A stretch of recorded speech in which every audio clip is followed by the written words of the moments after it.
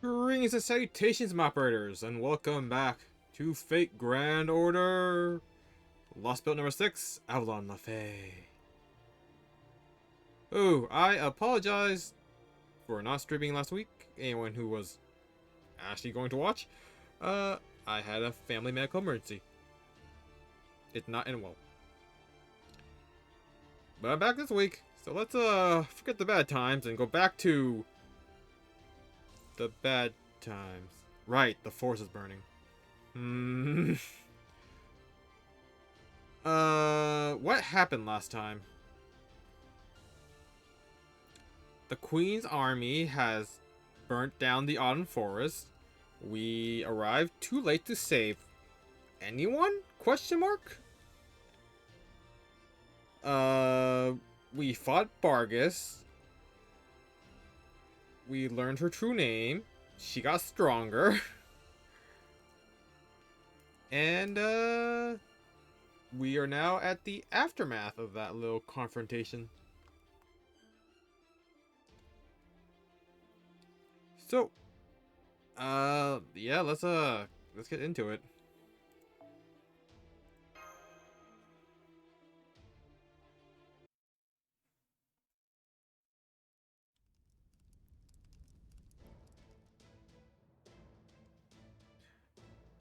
We beat one of the Tamlin!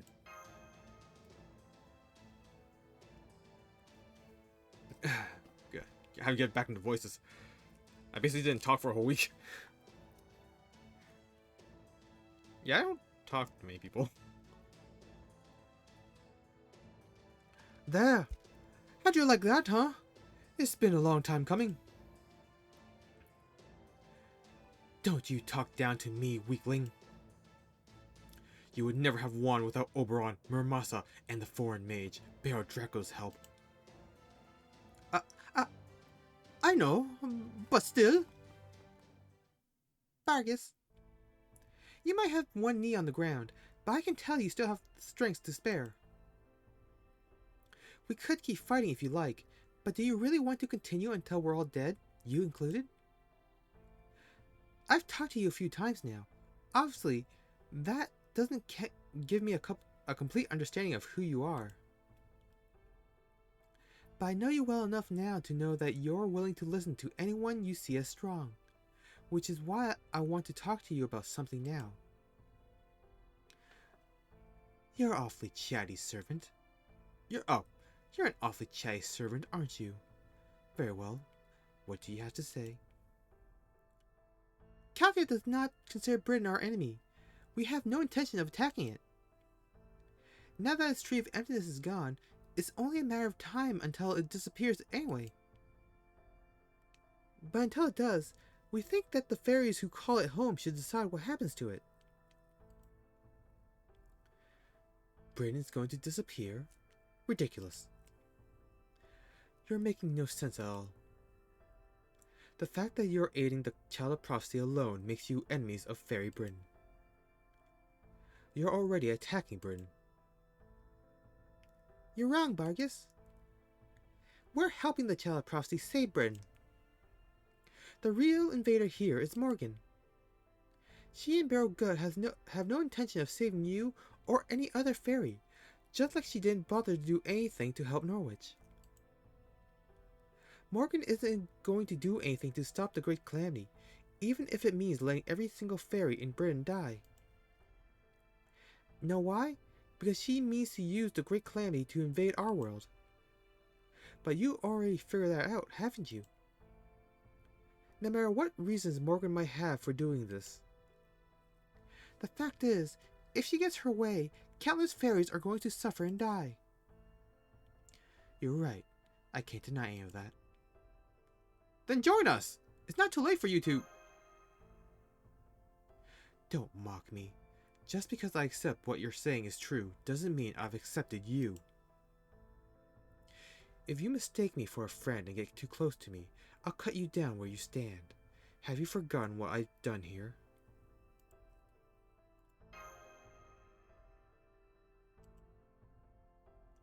Now, I have a question for you. You claim to be trying to save Britain, yes? But Barrow told us you Chaldeans insist yours is the only way, and have destroyed many other worlds. If that's true, then it must be why you came here in the first place. You say you're not going to attack us because we're already doomed? That's not the same thing as saving us. Let me now ask you this, Barrow Draco. You may answer as well, fair and wise and fair servant.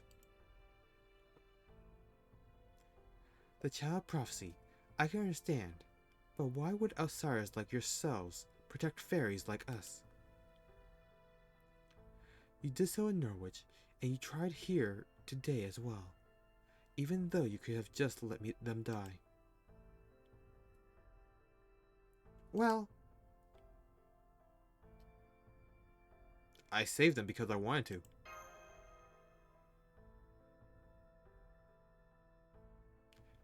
I know the world will be gone soon, but I don't want to let what happened tomorrow ruin today. Oh wait, that's not what it is. But I don't want to let what might happen tomorrow ruin today.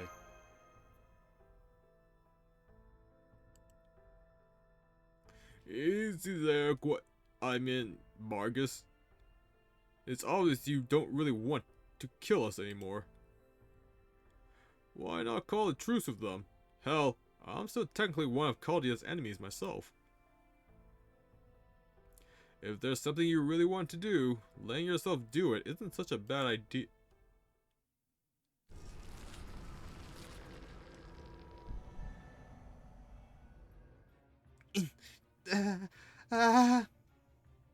Margus? Don't tell me she's turning into a Moors. No, wait, that's not it. What's going on? Name. My name. Don't call me by my name. What in the huh?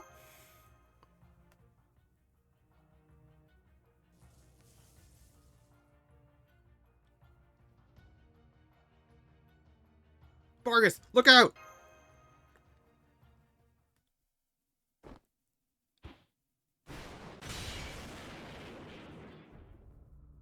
What the? Baggy, did you really just protect Bell Draco? What were you thinking? Why would you try to help me? Are you trying to get yourself killed? I mean... You were aiming for me, weren't you, Protein? What's the meaning of this? Don't you take that tone with me, Bargus. I'm the one who's angry here. Not only did you dare to entertain these outsiders' ridiculous notions, you even defended the foreign mage. This is treason. If you wish to prove your innocence and loyalty, now will be your only chance. Kill that human. Go on, it should be easy for you. All you have to do is hold him close and break his neck.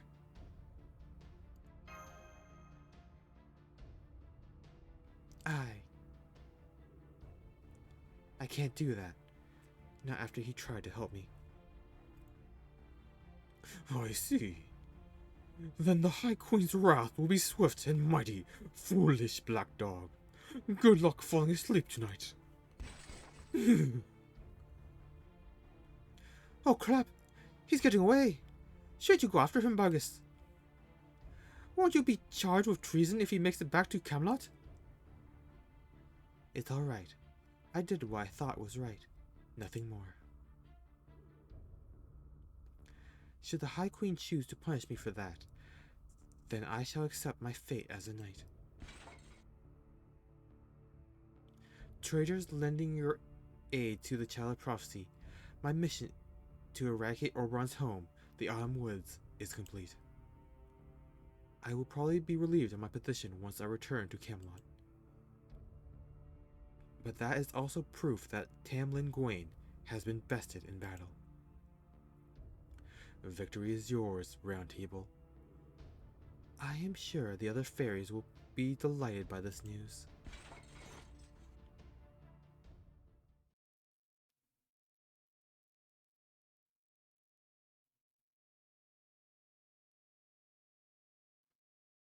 Oberon.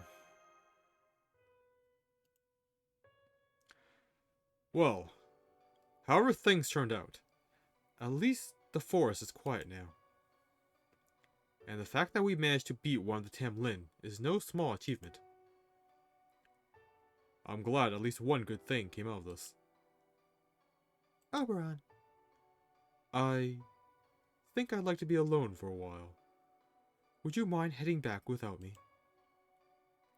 I need some time to say goodbye to everyone individually. Okay. We'll go on ahead and wait for you at the carriage. Come on, Barrow Draco. Let's give him some space. Yeah.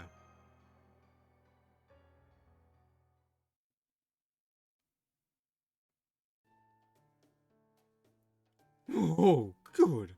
I'm glad you're all okay. Huh? Where's Oberon? I don't see him anywhere. He's going to be a little late, so we're going to spend the night here while we wait for him. What about Percival and Gareth? We're right here. We've been resting up while we waited for you. We looked everywhere, but I'm afraid there were no survivors. I'm sorry I couldn't be of more help. Still, you should have seen Percival out there. He chased off Lancelot. Lancelot? That bitch was here too? Damn it. Now I wish I stayed with Percival. I need to pay her back for tossing me into the pit before I leave this lost belt. So there were 2 Tamlin here then? And you actually chased Lancelot away? No, I didn't. Garrus has given me too much credit. The truth is, she basically let us go. As soon as she confirmed that the fire had been put out, she flew off towards Camelot. I'm a human. There's nothing I could have done to strike a dragon fairy like her from the sky. I know what you mean. We've seen Lancelot's incredible mobility for ourselves. She's just as fast and agile in flight as the records I've seen it of Enkidu from Babylonia. I'm sure. She's the most beautiful fairy in all Fairy Britain, after all. That said, even she could only move so fast in the forest. What with all the trees getting in her way.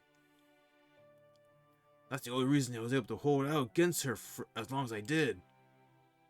Still, it's impressive you managed to fend her off. Even a certain alter ego I know was helpless against her. Do you have any other combat data about her we could use? We basically know nothing about her right now. Did anything stand out to you while you fought? Did she say anything about this atrocity? Well, actually... No. Nothing noteworthy. I'm afraid all I could do against her was defend. Right, Gareth? Yeah, I guess so. But it was still an amazing battle. On a different note, I'm a little worried about Oberon. I'm sure he'll get over the shock in time. But burying that many bodies would have to wear on anyone. Maybe I ought to go back and help him. Huh? Why would he bury them? What do you mean, why would he bury them? What, do you only cremate bodies here? Either way, we can't just leave the bodies there to rot. We've gotta make a grave and then...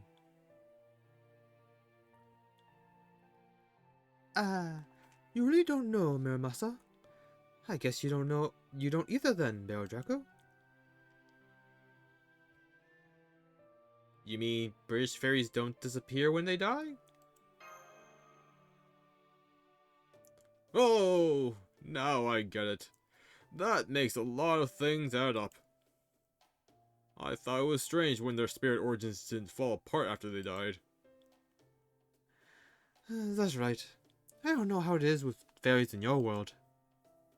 But here in Britain, when we die, we just stay how we are. We don't decompose, we don't rot. We change form and then stay there forever. Human bodies rot, so we do cremate those. But fairy bodies are just abandoned to the earth. Look, over there. See all those fallen trees? Those are fairies who reached the end of their lives. All of Britain is composed of fairy corpses.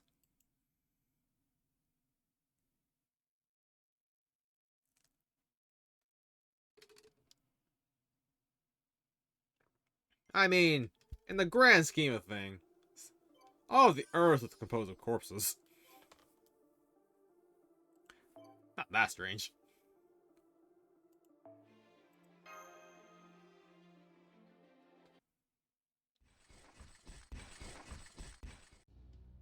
I can't believe a proud knight like myself has to flee. This has been one surprise after another. The child of prophecy and foreign mage were supposed to stay back in Londinium. Lancelot didn't obey her orders. Gawain only burned the forest. No, she's just Bargus the Black Dog now. I have to report her betrayal to Her Majesty.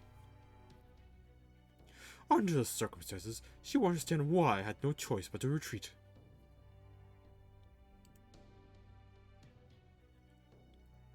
But the biggest problem is that girl who saw through my camouflage.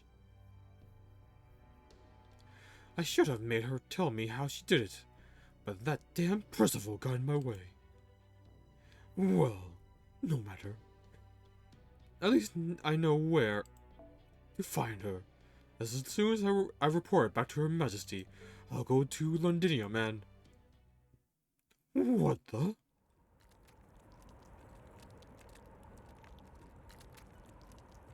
Huh? What's this? What's going on? My legs, they're being eaten away? You! I know you. I recognize that curse scent. That horrible curse scent. I smelled it during the war against the Moors. No, this can't be. You're supposed to be dead. The High Queen. I have to tell the High Queen. Oh.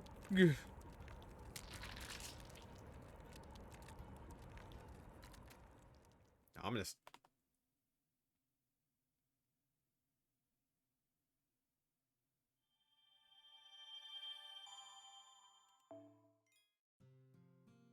No? Oh, we're back in the past. Fragment 6.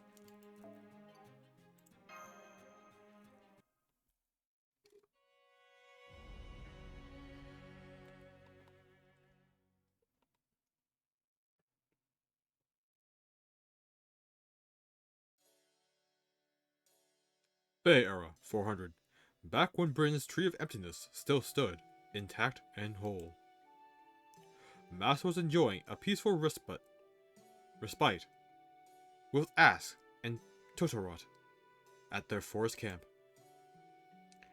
Though still bewildered by how simultaneously similar and different her surroundings were, she told her new companions everything she could about her experiences in Fairy Britain.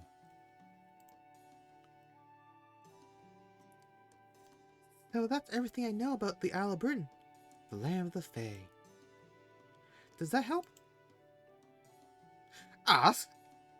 Is there something wrong with her? Don't be rude, Totorot. She isn't lying. She's telling us about the distant future.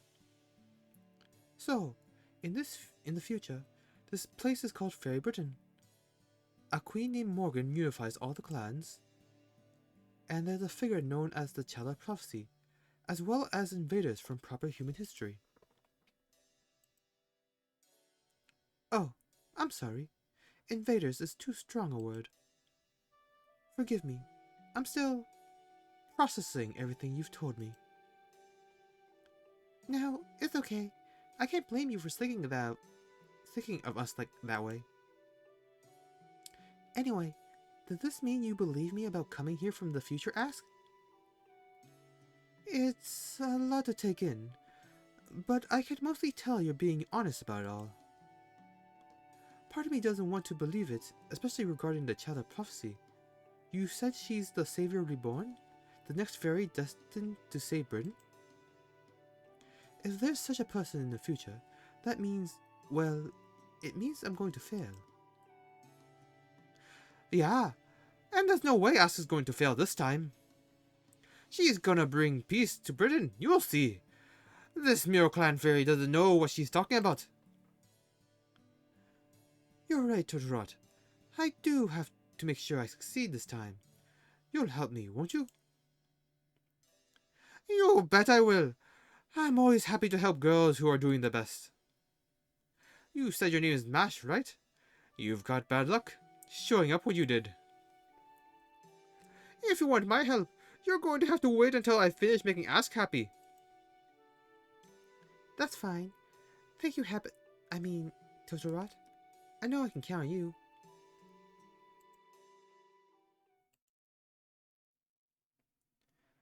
Mash, if you don't have anywhere else to go, you can stay with us. But if you do, I'd like you to promise me one thing. If you want to return to your own time, you shouldn't say anything else about the future. Oh, right.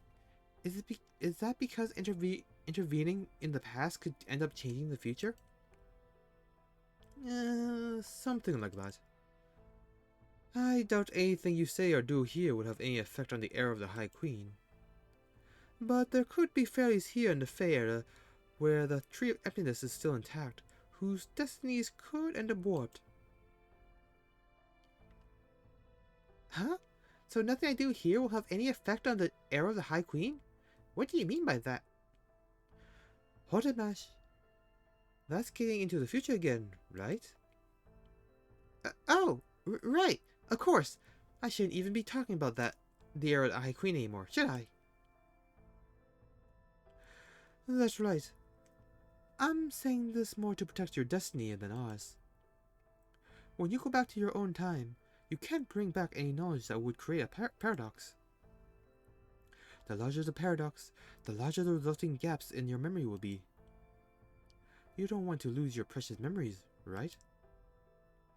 So it's better if you avoid discussions of the future as much as possible. That being said, I really have to question this High Queen Morgan's judgment in handling calamities by sending them back to the past.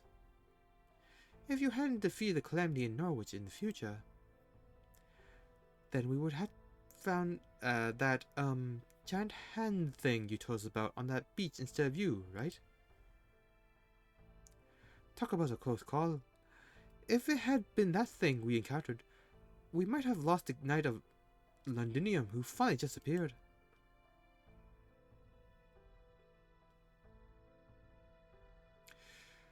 In that sense, you've helped us out more than I can possibly say, Mash. Thanks to you and this Bear Draco person, saving us from that battle.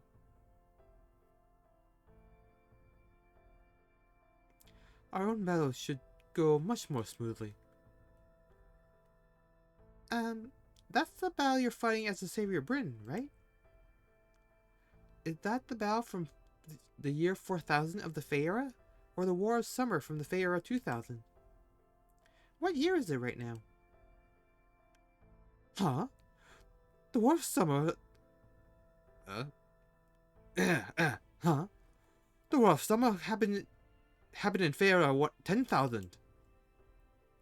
The only war that took place in the year 2000 was the Yard dispute between the Earth and Wind clans, back when Britain was a lot smaller than it is now. Oh, wait. I think I understand. Those year numbers must be backwards. In the time Mash is from, they probably count the Fae era years backwards, starting from the first year of the era of the High Queen. It may keep things simpler if we just talk about past events in terms of how many years ago they happened. The War of Summer took place 1600 years ago, which would make it Fae era 2000 from your perspective, Mash. It was a massive invasion perpetrated by Ireland, the Isle of Shadows. It was the second attempt by the Northern Fairies to invade Britain. They were led by Queen Mab, who worked her human army like slaves. That was a really close call, wasn't it, Tortorot? It sure was. They almost killed every clan in Britain. I just ran over my cable. I don't know what we'd have done if it hadn't been for you and the Black Knight. Right, Black Knight? True. Queen Mab was a very powerful fairy. And it's not just because she had Albion's protection. She also had primordial strength about her that the Sun Fairies simply don't possess. Alice managed to buy us some time, but if she really wanted to wipe out the clans, there was nothing we could have done to stop her. But then, just as Mab was on the verge of victory, she proposed a truce out of nowhere. She then went out on to occupy the vacant throne left behind by the Ring clan in Orkney, and became the lord of the entire northern region. I see. Thank you for filling me in. By the way, may I ask who that is? That is... This is Sir Black Knight, my escort. He and I have known each other for a long time now, haven't we? Indeed, ever since you first became a public figure. Ash and I have fought side by side for over 2,000 years now. I don't know how much more I can take, even with this undying body. Succeed or fail, I really hope this is your last attempt to save Britain. Don't worry. It's going to work this time. All we have to do is make sure the coordination goes smoothly. I guess that's true. If this doesn't work, then nothing will. After 10,000 years of fighting, the clans have finally agreed to live peacefully under Britain's new king. Though I still find it hard to believe that a human of all people succeeded at unifying the 5 clans. Still, I suppose it makes sense, since fairies would never submit to another fairy's rule. If only we'd realized it sooner. Wait, hold on. Did you say Britain has a king? And a human, no less? That's right. Mab's still grumbling about it, though. Said she's a much better choice for Britain's king than some human. Well, you know how proud Mab can be, Tortorot. And that's not even worth mentioning what happened with the War of Summer. But anyway, we're getting off track. Right now, Mash, we're in what you would call Fey Era 400. Which I guess means this High Queen Morgan will appear 400 years from now. I know I shouldn't think about it, but it's really hard not to. I know Uther is human, though he only has 10 more years left at most. So does this mean his heirs will inherit the throne for a few generations, until Morgan emerges to assume the throne in 400 years? Is that even possible? I guess you don't know either, huh? Ask. Still, at least it sounds like this new king is successful at keeping peace between the clans. After all, in the Fairy Britain I know, there's almost no interclan warfare whatsoever. I'm sorry. There I go talking about the future again. That one was fine, Mash. It's still within the margin of error. Anyway, there's still peace in the future, That's good to hear. Up until now, Britain has been plagued for millennia with endless turf wars between the clans. To see that fighting end with our generation would be absolutely wonderful. It's all thanks to us, Merlion and the Wing Clan, and Uther's coalition army giving to us Win, Fang, and Mirror Clan what for. Our only draw was Mab of the King Clan. But now that Mab's marrying Uther to unify the nations, the two of them together might just be invincible. Though I do feel a little bad for Mab, since Uther so obviously loves you, Ass. Don't be silly, Tortorot. Of course he doesn't. Besides, Once I see Uther take the crown and accept the bone bells from the clans, I'm going back to paradise. I think Uther and Mab make a great couple too. I'm sure the two of them ruling together will bring peace to Britain for the next 400 years. Let's not get ahead of ourselves. We still need to ensure the coronation in Londinium goes smoothly. Why aren't you using the cathedral in Salisbury for that, Ask? Isn't there far more history to be found there? Londinium may be an invisible fortress, but it still smells of blood. It's bound to attract Moors. If you ask me, Salisbury is the safer choice. It's still a safer choice. Maybe, but Salisbury is also closer to the pit. That place worries me more. No one in Britain knows what's at the bottom of the pit. No, the fairies of Britain fear too much to even go near it. I'm the only one who can investigate what's inside, but it's much too deep for me to do so alone. If only there were someone brave and strong with magical energy to match a fairy. Someone who wasn't from Britain, but was still willing to help. Then I could go investigate right now. Ask? What is it? Of course! We do have someone like that now! Hooray! Change of plans, everyone! We're going to the pit right now! Mash and I are going to finally uncover the truth behind the greatest mystery in Britain. And my accent was everywhere.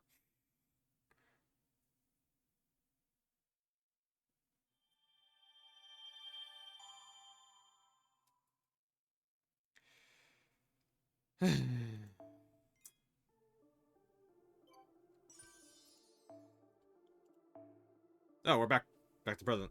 Okay.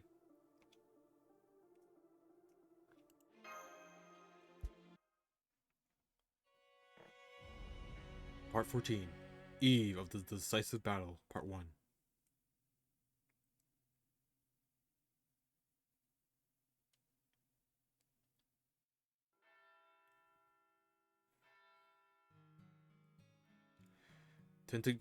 Tentacle's Bell, a pilgrimage, which I have been hearing constantly for 16 years, rings in the distance.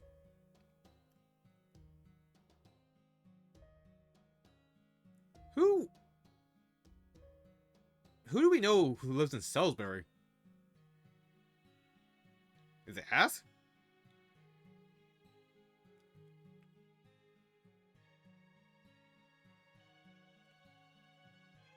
Is it a male? It's kind of doubtful, honestly.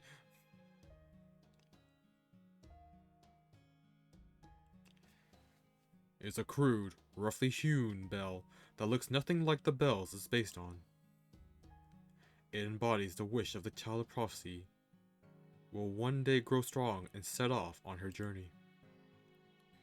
Tintagel is a coastal village located north of Cornwall. It's a small, insignificant place both the High Queen and the clan heads tend to forget exists.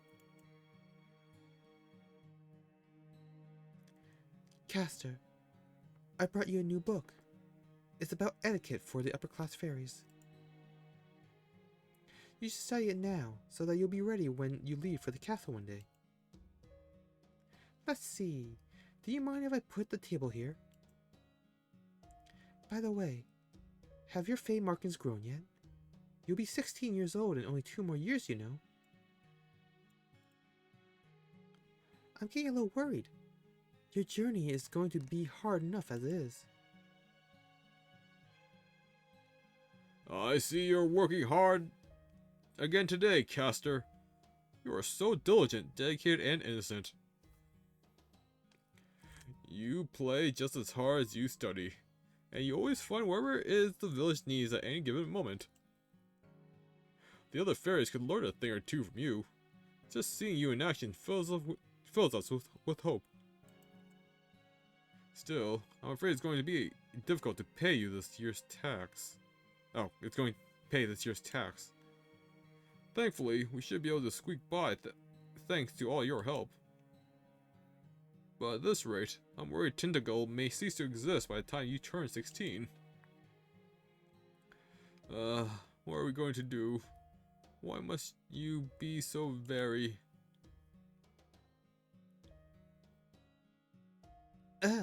I swear, none of these fairies have any tact.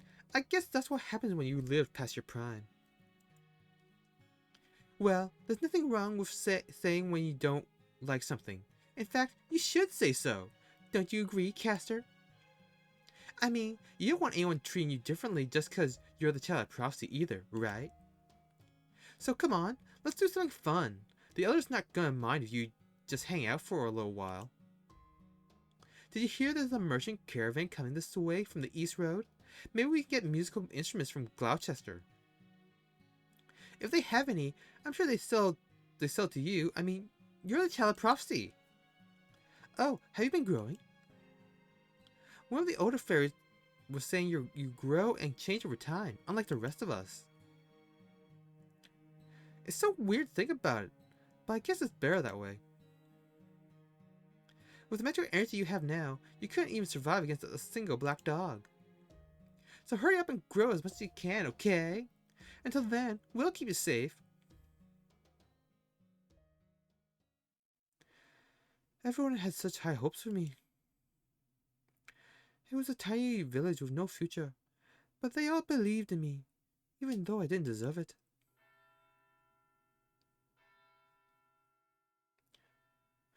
I'm sorry. I'm sorry. I'm sorry. I'm sorry. I'm so weak. I'm sorry I couldn't do it. I couldn't be stronger.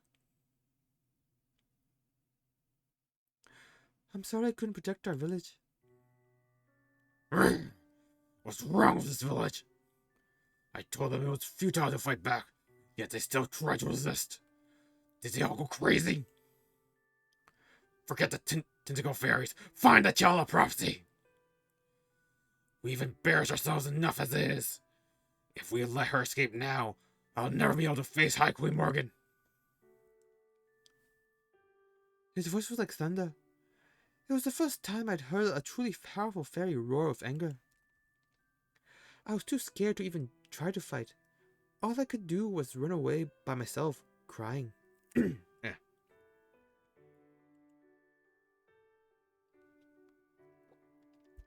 Yeah. That voice knocked him loose. I'm sorry, Grandpa. I wish I could have stayed there with you.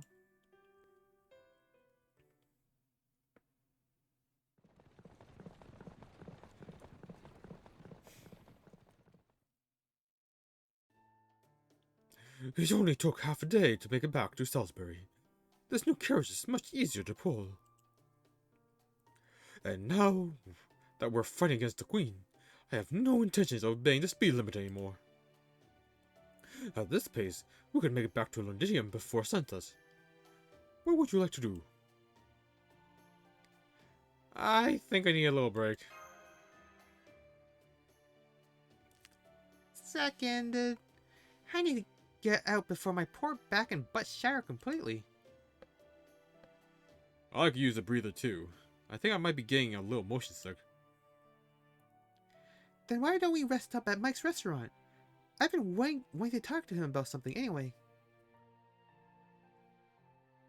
How about you, Percival? I'm going to continue on to Londinium. I'm sure the Child of Prophecy will be welcome in Salisbury, but I don't think the same can be said for the commander of the Round Table Army. Huh? What are you talking about, Percival? There's a resistance movement in Salisbury too, right? Why don't you just work together? It's not that simple. The Round Table Army and the Salisbury Rebel Army are different organizations. They may be similar, but their goals aren't quite the same.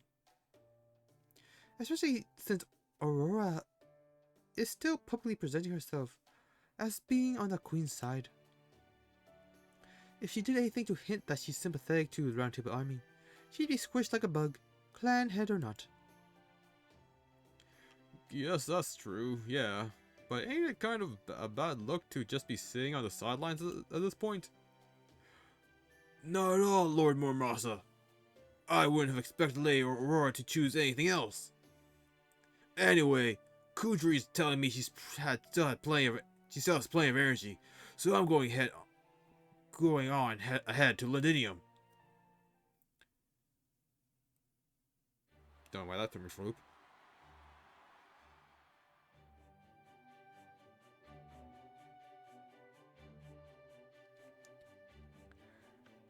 Oh, beloved child of prophecy. Oh, valiant child of prophecy.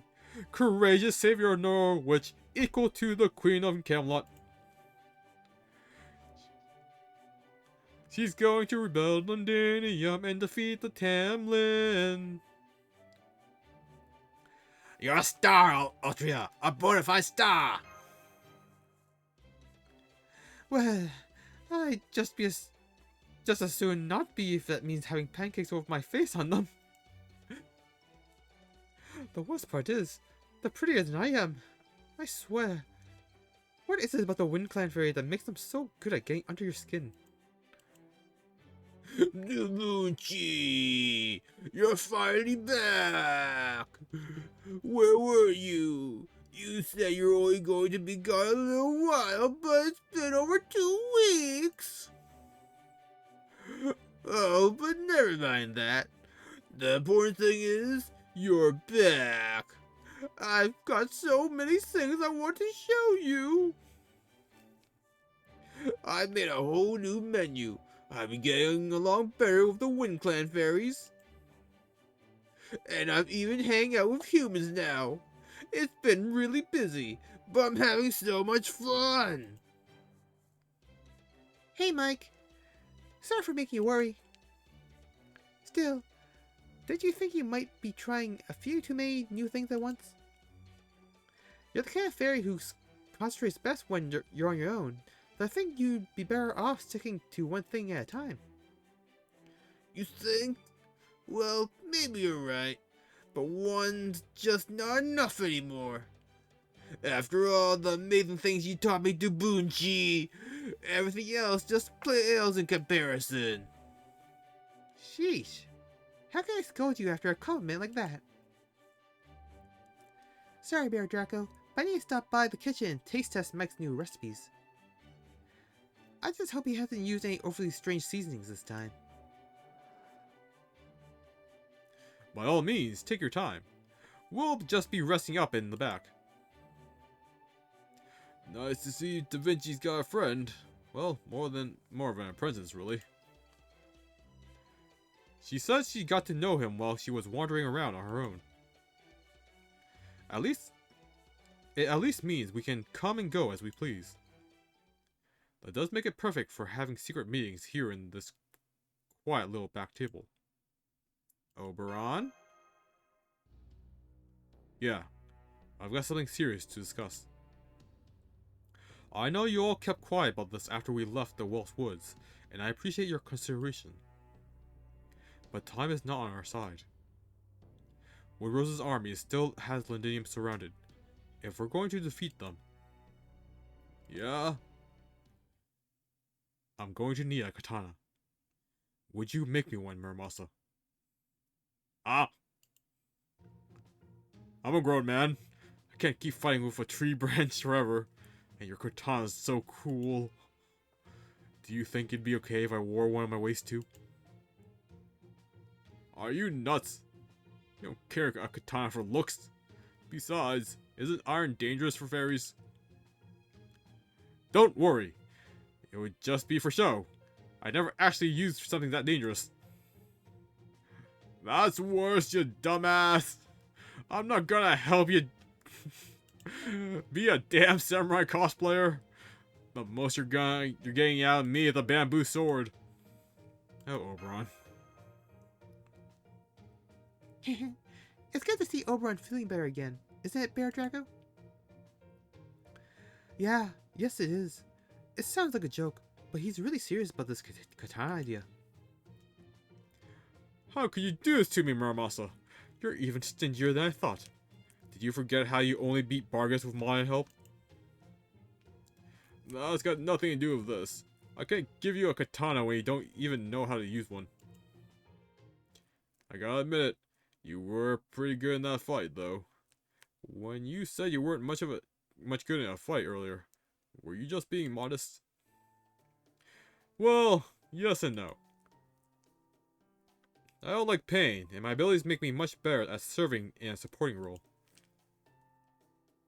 Plus, I didn't really want to draw attention away from the Child of Prophecy. If she thought her companions were more capable than she was, Altria probably would have slunk back to Tentacle long ago. So I decided to avoid the limelight until she started feeling a little more confident. Good point. I probably would have just gone back to Tentacle if you had, yeah. See? At any rate, that was my one foray into combat. I wasn't myself back there. The foreign mage is supposed to guide the Child of Prophecy, not me. I'm not going to overstep my bounds anymore. From here on, this battle is for the two of you to fight. Besides, now that the Welsh forest has been burned down, my part in all this is probably just about over.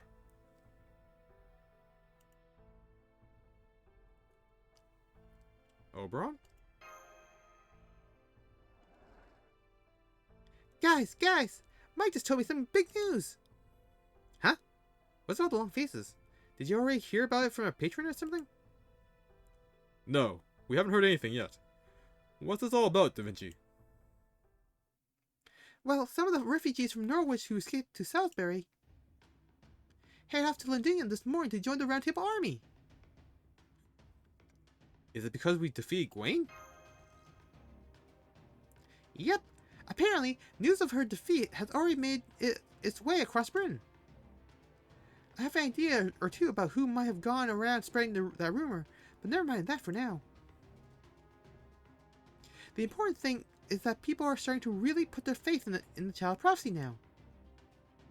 The enemy thinks the Round Table Army is just going to stay holed up in Londinium, but if we can muster enough fighters to go on the offensive, we can defeat Woodrose before the Queen sends reinforcements. Exactly. Though only if we keep getting more fighters from across the country. And if we're going to make that happen, we've only got one option. Can you do this for us, Oberon? Of course. Besides, you guys have already met the criteria Aurora laid out. All that's left now is for her to hold up her end of the deal. So let's go get your reward for saving Norwich.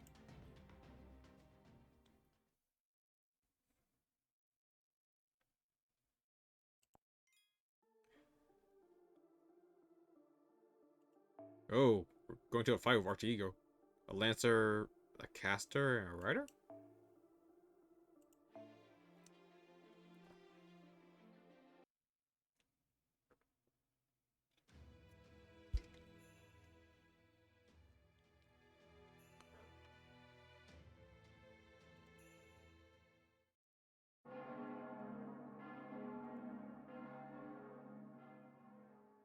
Well, it's nice that she kept her end of the deal.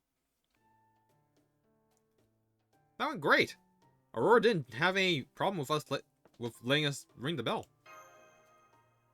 I was just reciting poetry when I heard the bell ring all the way outside town, too.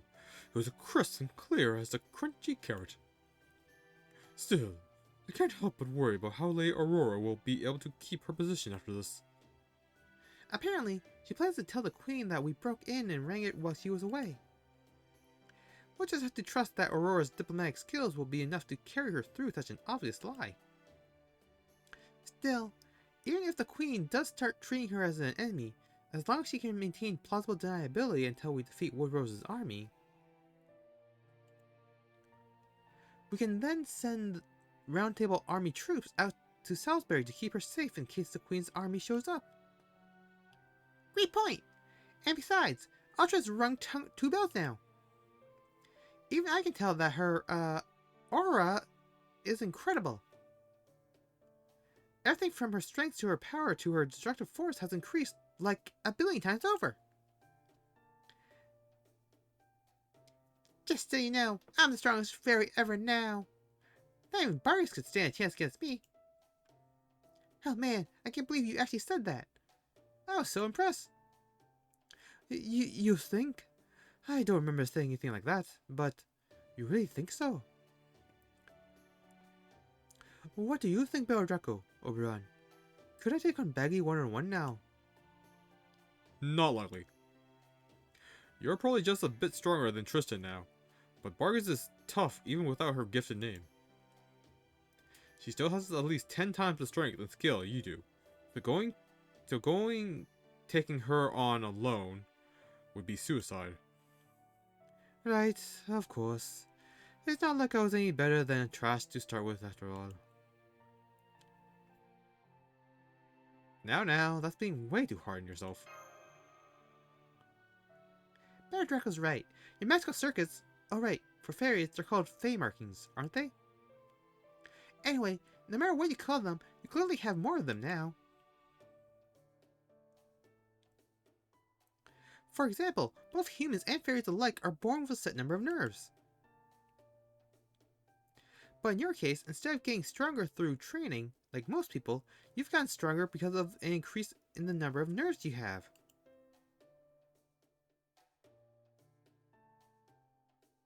It's completely unprecedented. And makes you very, very special. That said, it also raises other questions. I've heard there are two kinds of fairies here. The kind whose appearance never changes from the time they're born, and the kind whose appearance changes at every stage of their life. By this point, I'm pretty sure you're the latter type. But there still aren't many past examples of a fairy's abilities growing this much. Though there have, of course, been cases where a loss of purpose or shine has led to a fairy losing magical energy. So, how do you feel about these developments, Altria? Well, I wish I knew the answer to that myself. Well, maybe it's just because I'm the child of prophecy. I need some sort of edge if I'm really going to fulfill my calling. That does make sense. If a mediocre fairy like you is going to defeat someone like Morgan, you pretty much have to cheat to stand a chance. Well, what about you then, Oberon? How good a fighter are you anyway?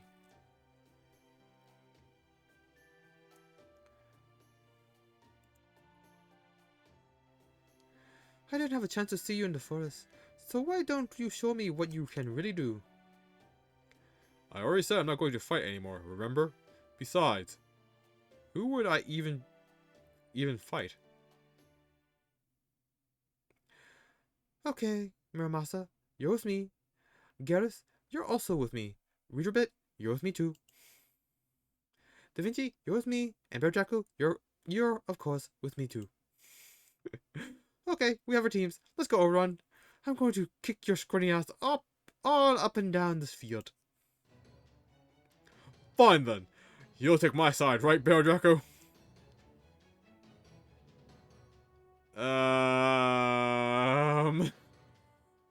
Well, that's why I was so mean. I feel like I should help Altria, but at the same time, I do feel kind of bad about Oberon getting his ass kicked up and down the hill.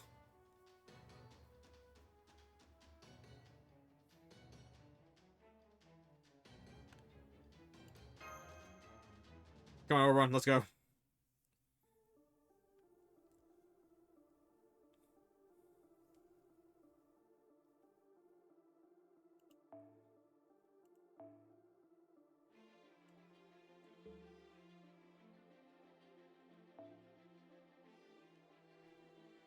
Okay, so Ultra Ego.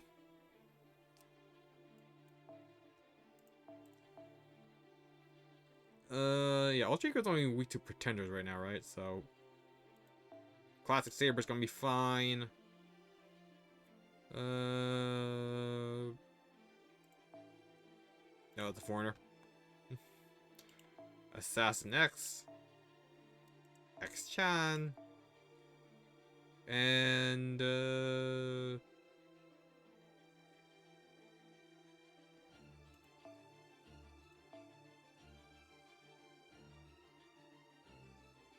maybe I shouldn't reuse Rider.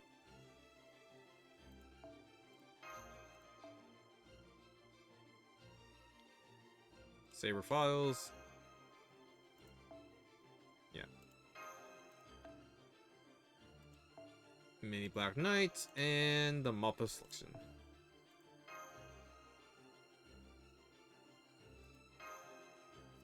Alright, let's go. Let's go. Fisticuffs time.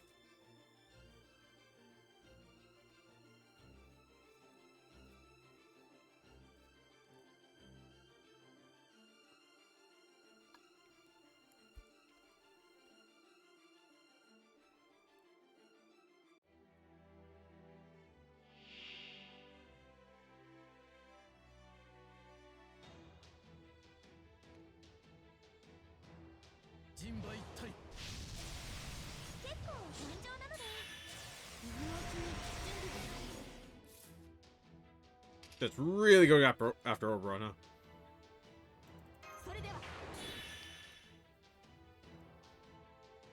Okay, so what can we do? I need Chris Stars now, which actually I think we'll just do.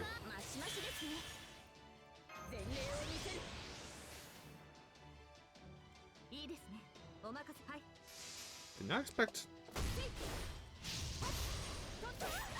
Wow, no crits, huh? Should've used the Barry.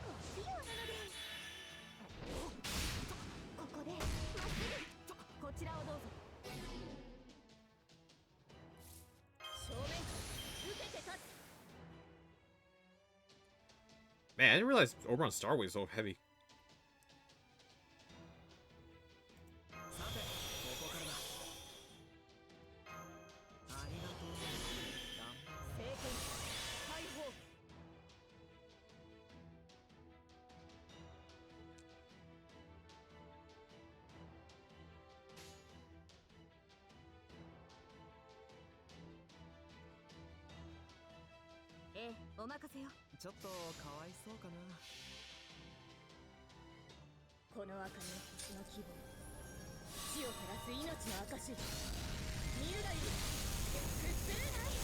Oh my god.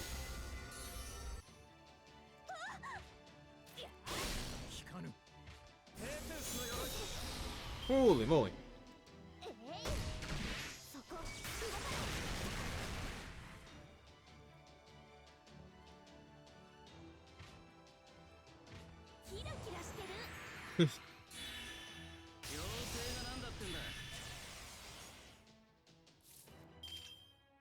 Okay, so we got Oberon's MP up. Huh? He's kind of a rider, so not gonna do much.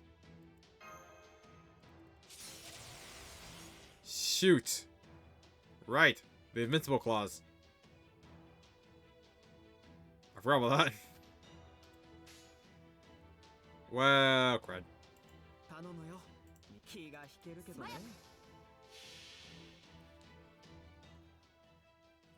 Yeah, I was gonna chain it, but then yeah, it's not gonna work.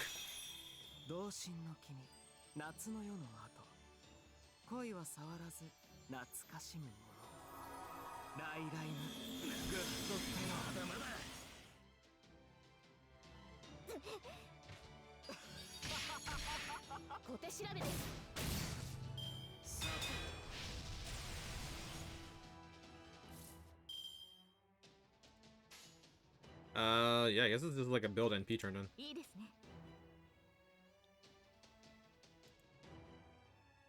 Yeah, they both have AoE MPs.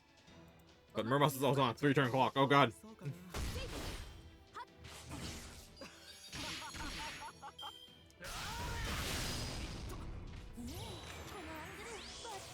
Fantastic.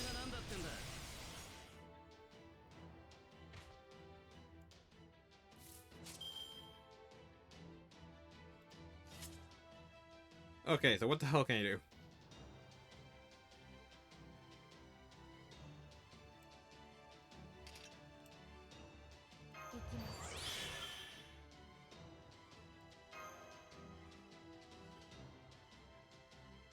Literally, it's not there.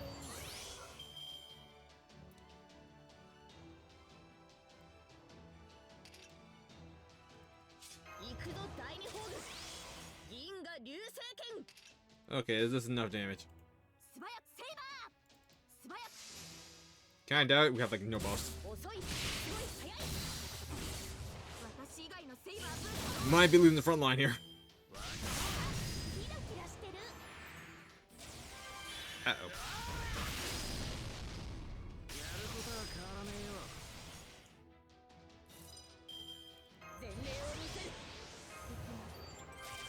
That was the wrong one.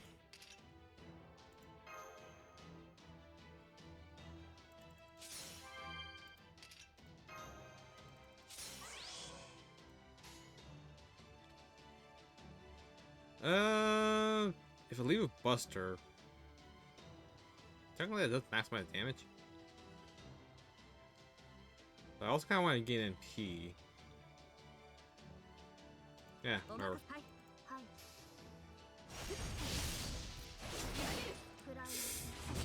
Oh, so close.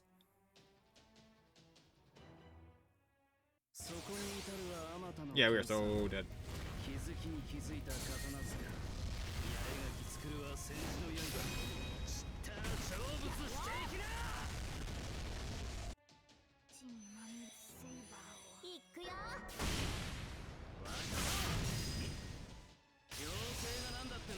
Okay, so we can get rid of Muramasa at least.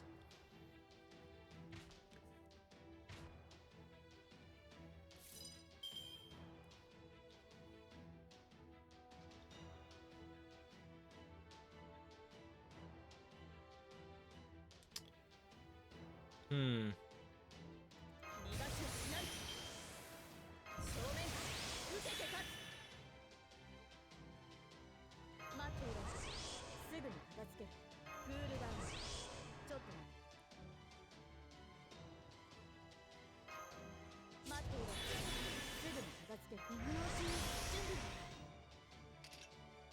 Well,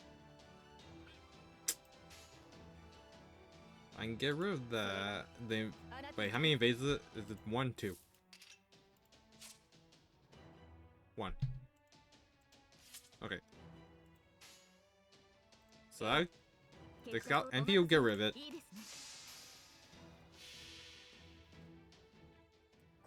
Then I just face guard it.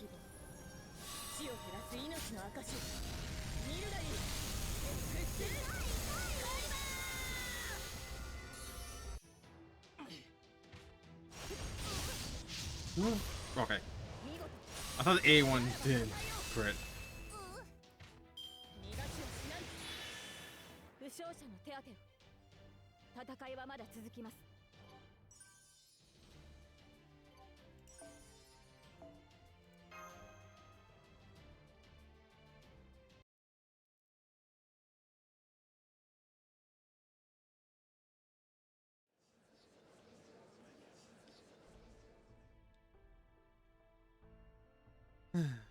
Salisbury's bell has been rung.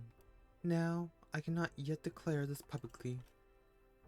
But as the head of the Wind Clan, I have accepted the Child of Prophecy as the rightful savior of Britain. Once she has rung all 6 bells, the Wind Clan shall make our objections known to the Queen. Unfortunately, this also means that the horrors of war will one day reach Salisbury as well.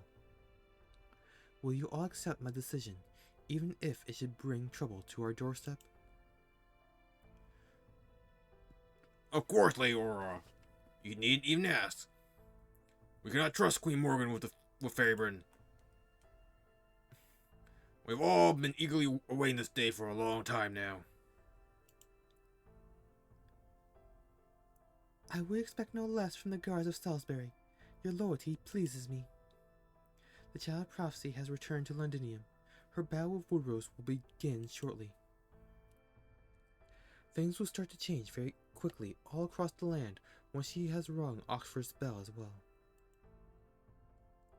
Be sure to set your formations so that you are ready to deploy at a moment's notice.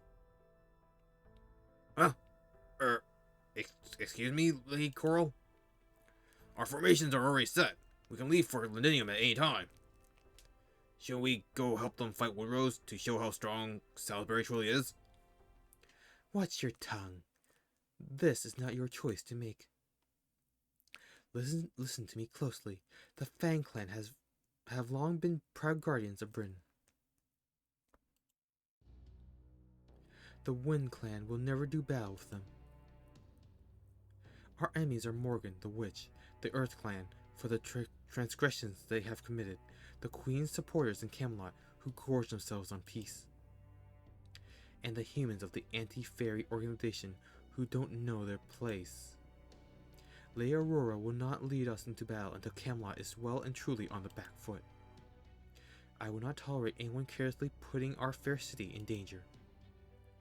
Salisbury will remain neutral until the time is right. Forget about the humans of Londinium.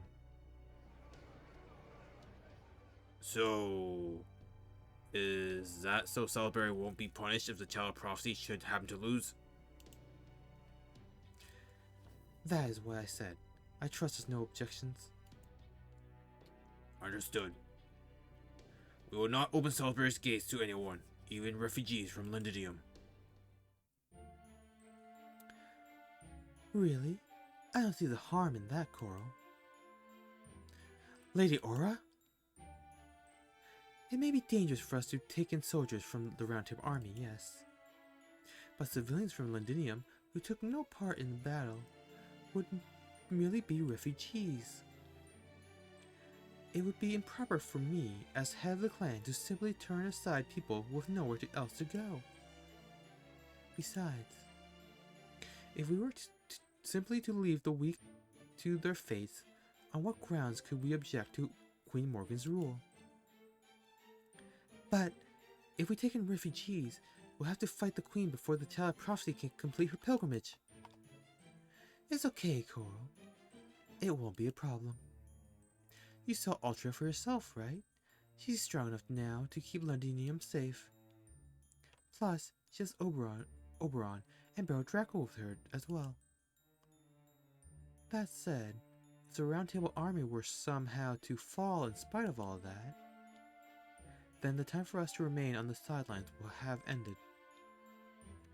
For we will be honor-bound to protect the lives and freedoms of any fairies and humans who come from Londinium seeking refuge.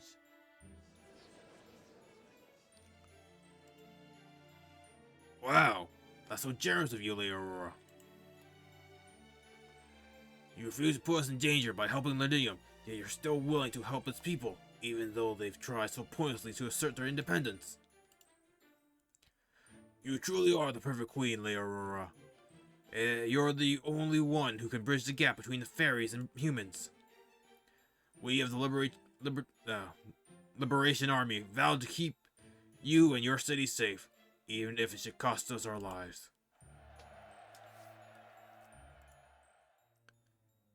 What are these inferior creatures saying? There's no possible way you could protect Salisbury or Lady Aurora by yourselves. It's no use. I knew humans were worthless. All I can do now is hope the Child of Prophecy succeeds. I hope she's able to ring all the bells of pilgrimage before it comes time to fight the Queen.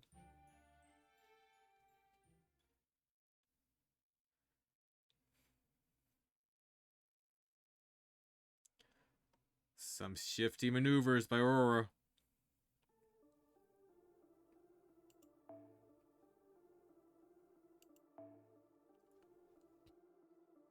.23 AP node. Oh, MP5 now. Sorry, team. Alright, so we got a Saber, we got a Caster, and we got Berserkers. So...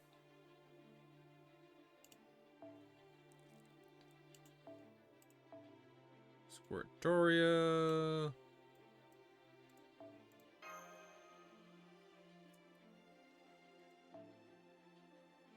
You know what? Saber is like my strongest one.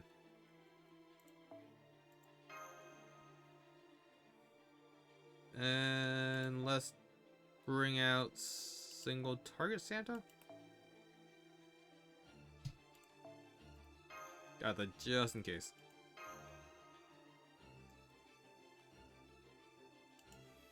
Alright, let's roll.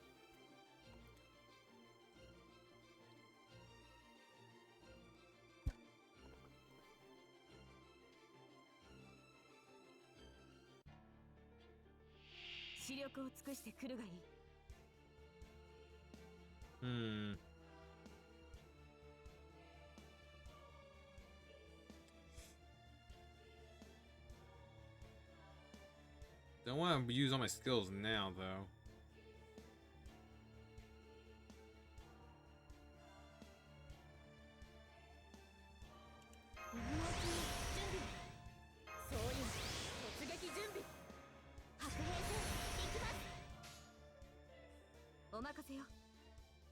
Oh, I should probably take down 39.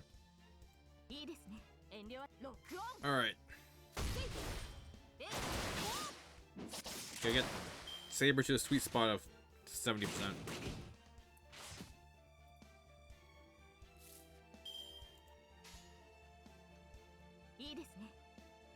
Well, that's not an ideal card to handle. Nice.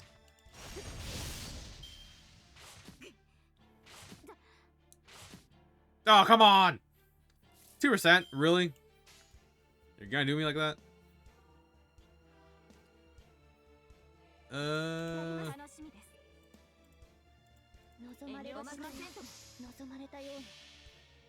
Let's try to reduce as much damage as possible.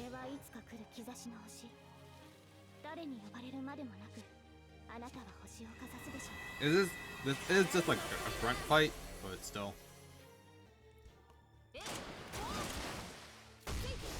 Oh my god, seriously?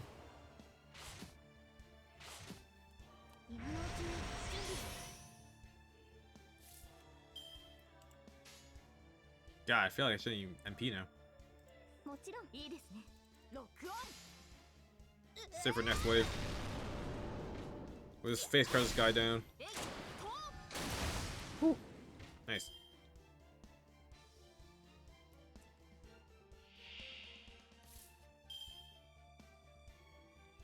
Only one Saber card.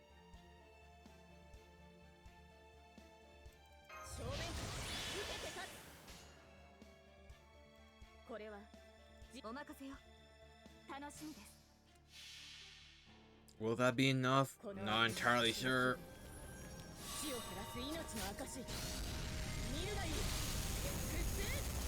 Okay, it was enough. Did not expect 90k worth of damage.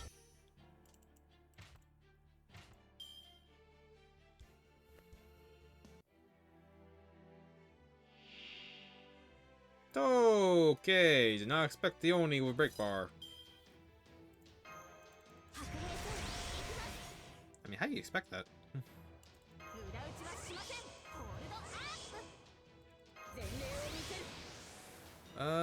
Only one Squirtorio card. And she doesn't have enough star weight. Fun.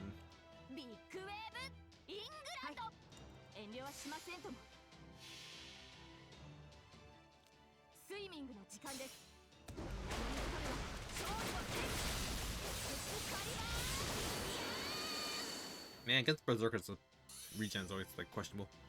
Ah! 50. Nice.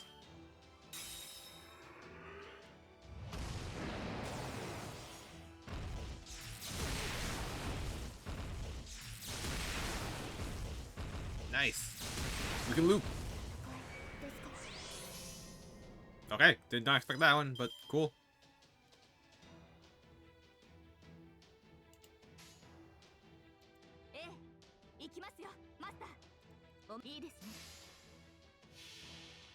Oh, that was easy.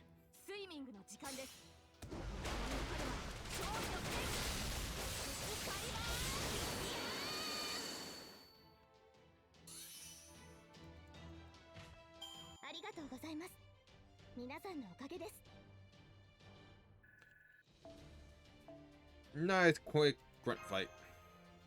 I can't believe we only got like one flaming heart from that.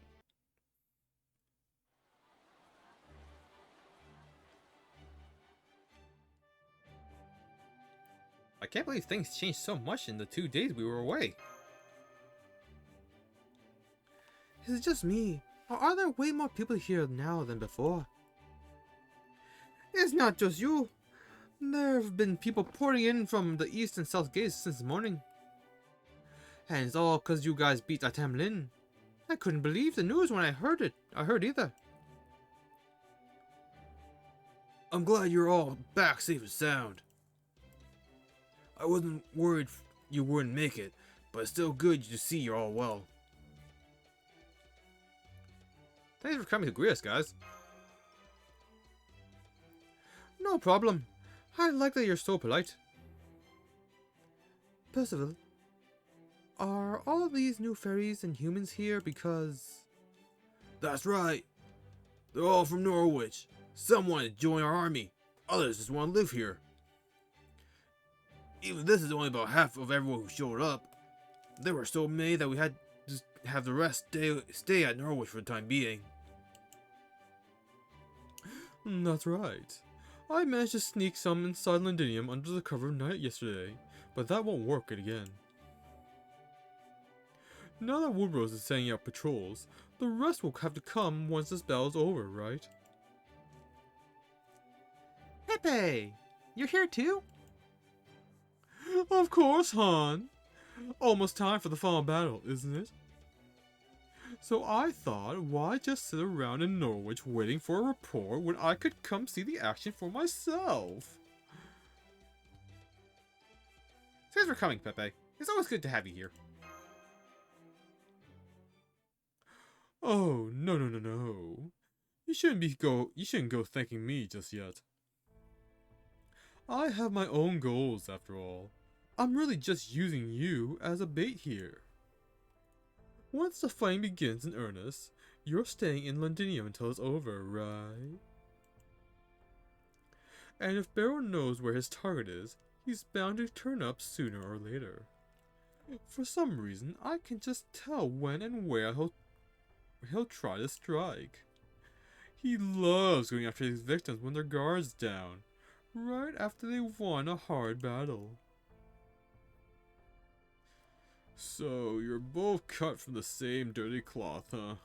Well, as long as this gets him out of our hair, you won't hear me complaining. But don't go taking any serious risks, alright? If you die now, we're gonna have to go through the whole rigmarole of unifying Norwich again. Oh my, you're worried about me, Mermossy? That makes coming to Britain all the more worthwhile. Don't be an idiot. Since I'm the child of prophecy's bodyguard right now, I'd just rather be dealing with you than Spriggan. Sure thing, Han. Whatever you say. Alright, since I'm technically affiliated with Chaldea, maybe it's time I got down to serious business. Percival, Aldria, Beldraco, and Da Vinci. Would you come to the war room with me? I have a proposal for what comes after the prophecy. After the prophecy?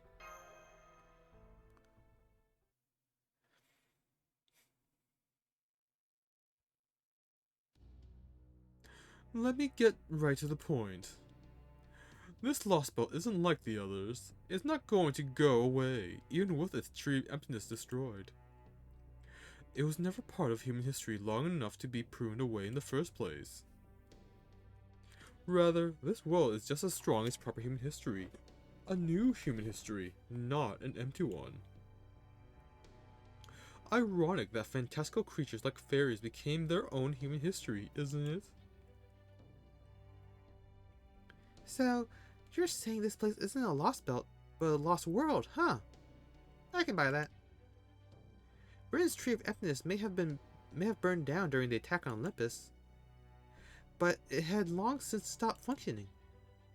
I think this lost belt escaped the Tree of Emptiness's cosmic fantasy about 2019 years ago. The first year of the era of the High Queen, when Morgan began ruling Britain. It's not the Tree of Emptiness keeping this lost belt going, it's Morgan herself. But that also means that once we defeat her, this lost belt will go back to the way it was. And that should mean it'll eventually be pruned away, just like the others. That's true, at least for Britain, but not for its residents. In the other lost belts, the fate of the people who lived there were inextricably tied to their surroundings. But that's not the case for this lost belt. If nothing else, we can be sure that fairies who were born during the era of the High Queen won't disappear even if they leave this lost belt. It makes sense, really, since this world is just as strong as proper human history. That's the difference I'm trying to point out. You mean they can immigrate? That's right. Humans who were born in the land of the Fae can only live here. But if they wanted to, the fairies of this land could immigrate to proper human history. Now do you get it? There's a possible future where you can all live together in peace and harmony.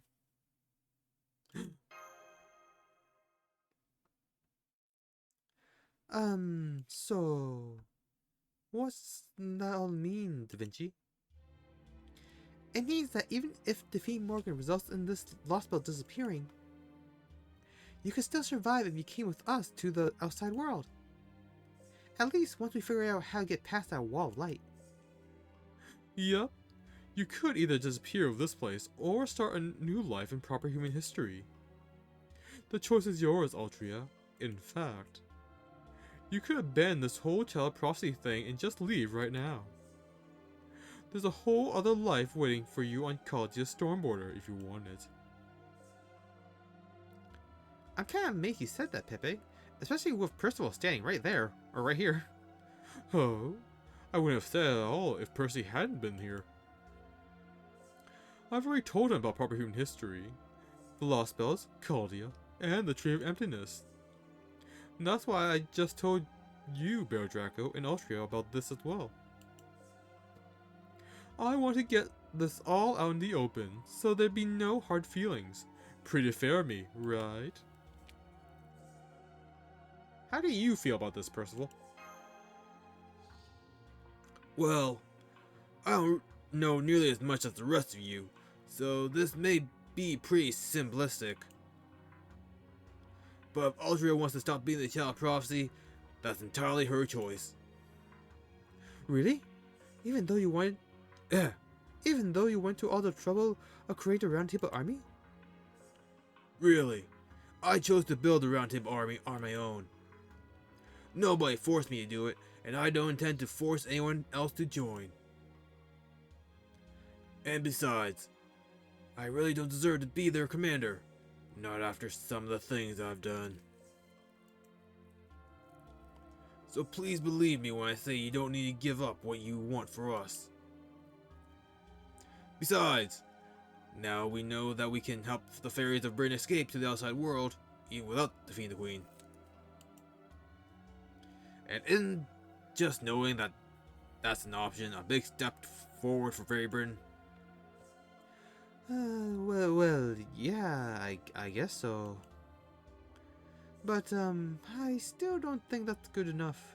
Morgan will never just sit back and let everyone walk away. If we're really going to save the fairies of Britain, there is no getting around the fact that we'll have to defeat Morgan Le Fay. Where did the Le Fay part come from?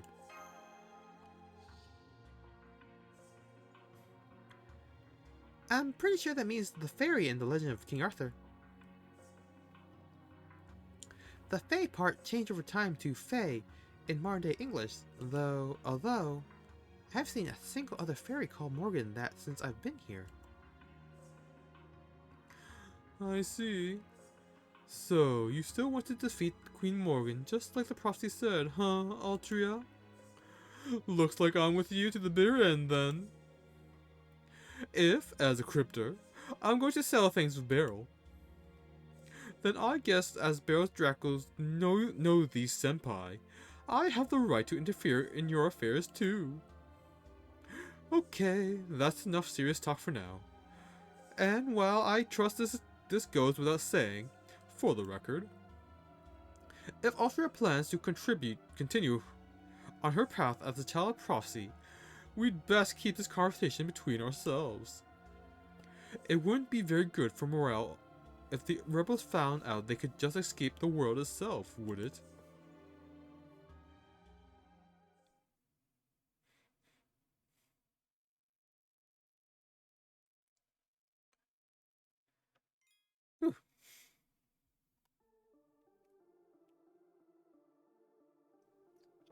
Alright, let's try at least finish section 14.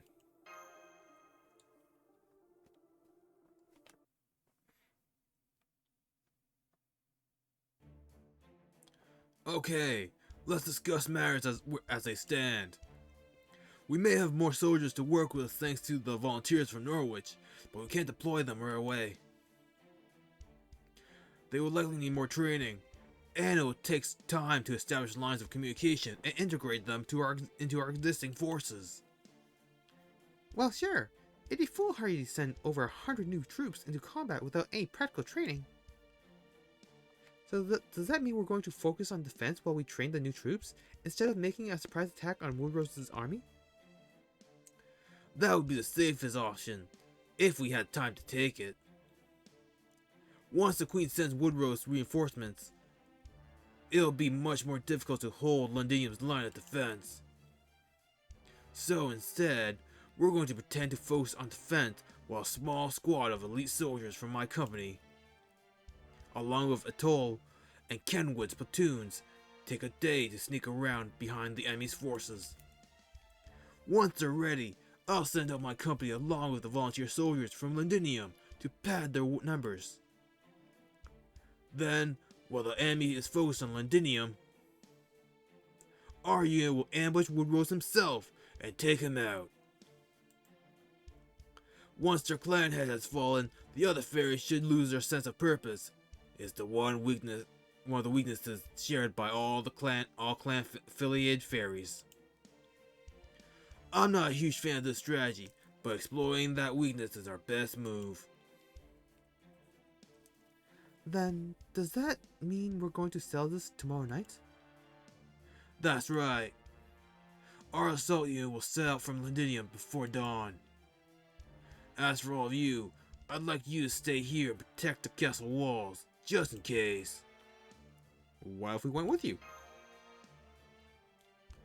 I appreciate the offer, but you see, we'll be marching upstream through the river. Since none of you are used to traversing that kind of terrain, I'm afraid you'd exhaust yourselves before we even reach our destination. Okay, you got it. I think we can be of help defending Londinium. You also know what you're doing when it comes to skirmishes on level ground. So just leave things here to us and focus on winning your fight. I will. Thank you, Lady Da Vinci. I swear on this sacred spear that I won't come back without defeating Woodrose.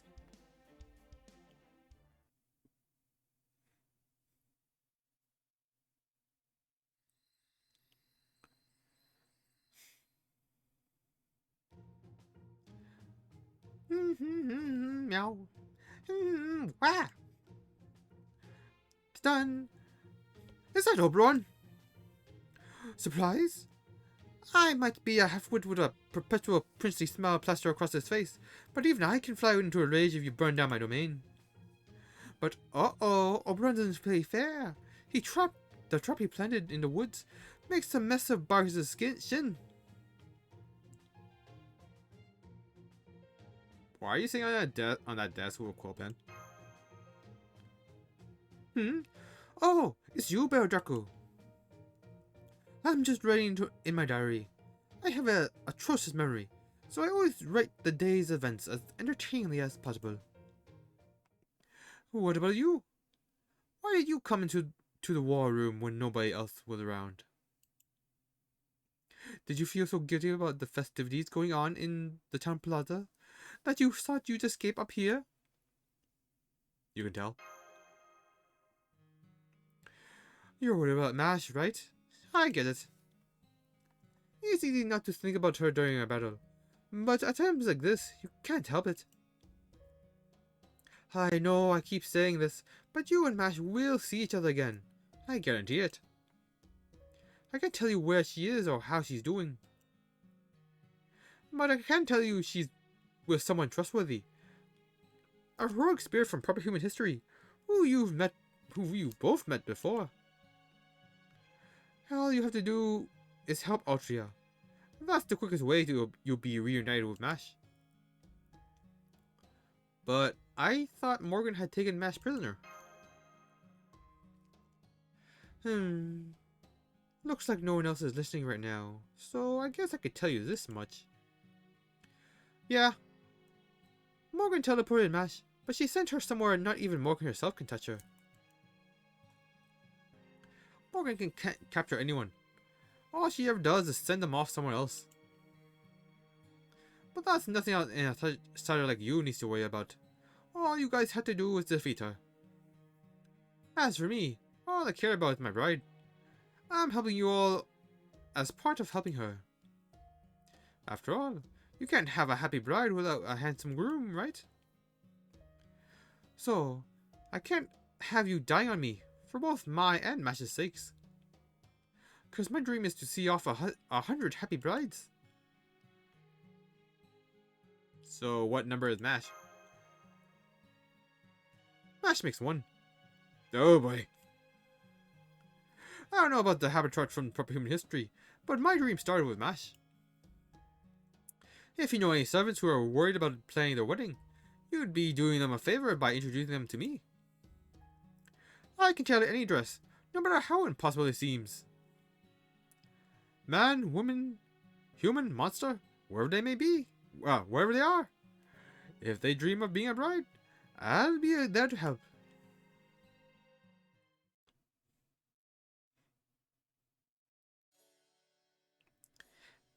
There she is! Hey! Hey you! The really energetic fairy! Huh? Are you talking to me? Do you not know my name's Gareth? Gareth, huh? What a great name! It's nice and short, but it's also really courageous sounding. Thanks, but it's actually just the name I'm going by. Nobody actually gave it to me. Anyway, you're probably here to see Altria, right? It must have been too hard for a kid to break through the throngs of soldiers that were surrounding her in the town square earlier, huh? Wait here, I'll go get her. Nah, we don't want to see her. The Child of Prophecy's already got Percival and the grown-ups. We just want to talk to you. Me? But why would you want to? Just come with me, okay? Everyone's waiting for you. Ah! Don't tug on my sleeve. I'll go with you, okay?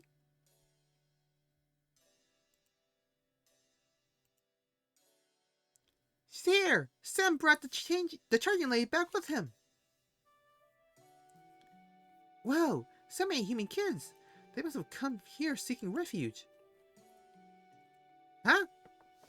This is the castle smithy, right? Yep.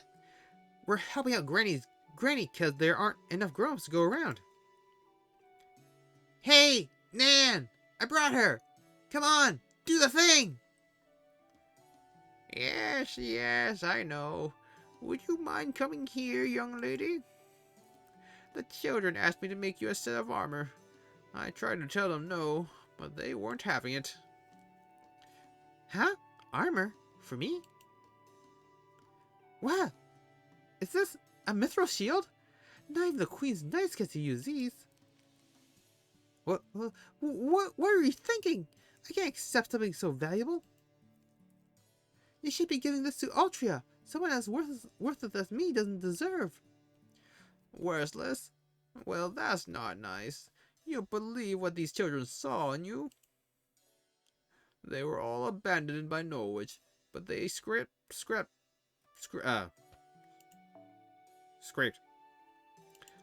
everything they had to buy the materials for me to make this for you. They know you're not Percival, or the Child of Prophecy. They were entranced by the sight of your tiny form fighting valiantly on the battlefield. Well, do you still insist you're worthless? But I don't even know what kind of fairy I am.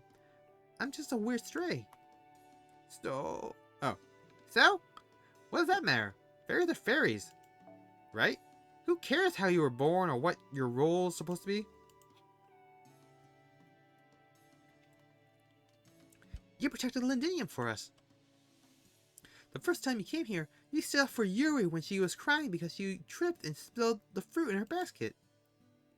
You saved Samaria when she went out to look for food and almost got captured by Woodrose's soldiers. Humans who were changed to be Wait, what? Humans who are changed to be kids, like us, have no way of helping out in battle. And we only have around 6 months left to live. Nobody else ever protected us. But you didn't care about any of that. You still fought as hard as you could to help us. That's why we wanted to thank you. Go on, Samaria. Here you go, Miss Knight. Thanks for saving us all those times. You're always charging headlong into danger, right? We've been worried about you this whole time. That's why we asked Nan to make you this armor, so you wouldn't get hurt anymore. Me? You want me to wear this so I don't get hurt? Even though you guys are covered in bruises? You see? These children don't care at all about what kind of fairy you are. I wasn't much use any more in Norwich either. So I ended up here while I was looking for a place to die. But once I had something to do again, it was like I had never left the forge. I used to think our purpose was something we were born with. But the truth is, having people depend on you or helping those around you can help you become a new person. The person you need to be.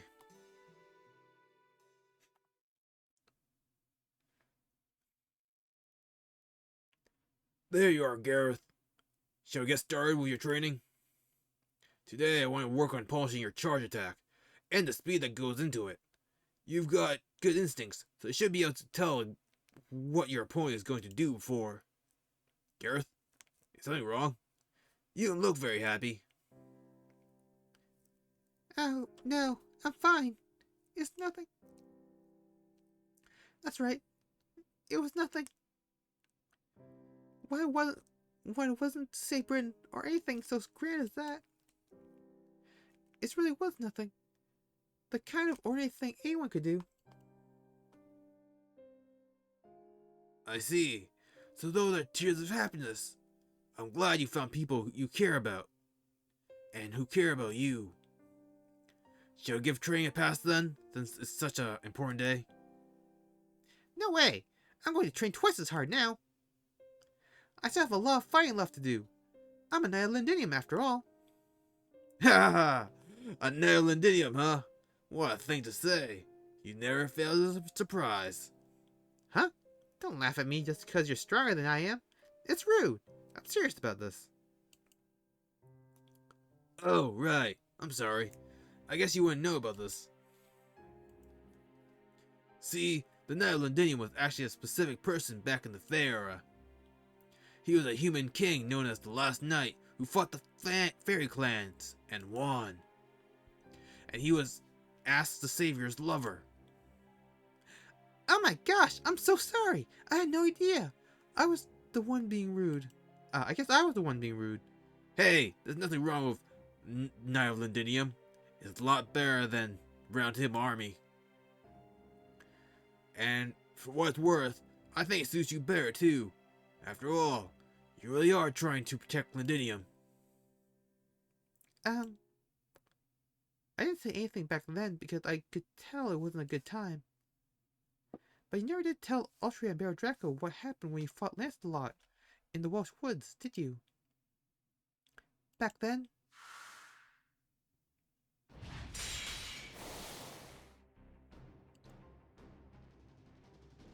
I could read her next move, but I'm too slow to guard against it. She's just too fast for human eyes to follow. Huh. I'm surprised your arms are still attached. You've grown, if only a little. It doesn't matter though. You could never hope to catch up to me. My physical capabilities, my magical energy levels, my time, I surpass you in every way. So come on, just give up already. I guess that's too much to ask though. You never could listen, even when you were a child. There's no point in me saying this, so I'll say it anyway. Don't use that spear, Percival. It's too much for a human to handle.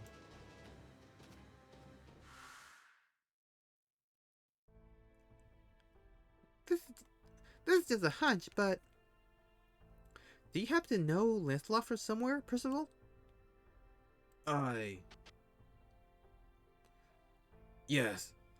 Lancelot and I were actually students at the same place. We trained together for a few years, but that's all. I'm sorry for making you worry over nothing. Now, I'm just Percival, commander of the Round Table Army. Lancelot and I are enemies now. We have nothing to say to each other, and have no intention of holding back. Don't worry, the next time we fight, I'll beat her. Especially since I'm sure you and all the others will be there to help me too.